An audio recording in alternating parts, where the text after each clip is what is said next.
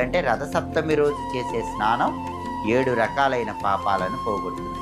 ఈ జన్మలో చేసిన పాపాలు, అనేక జన్మల్లో చేసిన పాపాలు, తెలిసి చేసిన పాపాలు, తెలియక చేసిన పాపాలు, మనస్సుతో చేసిన పాపాలు, మాటతో చేసిన పాపాలు, శరీరంతో చేసిన పాపాలు, ఇలా 7 రకాలైన పాపాలు పోగొట్టే శక్తి రథసప్తమికి ఉంది. కాబట్టి 7 అనే అంకెకి రథసప్తమికి ప్రత్యేకమైన సంబంధం ఉంది.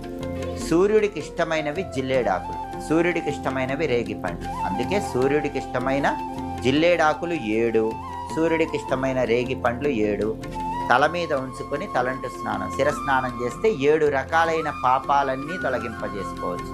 జన్మ జన్మల్లో దరిద్రాల నుంచి బయటపడవచ్చు.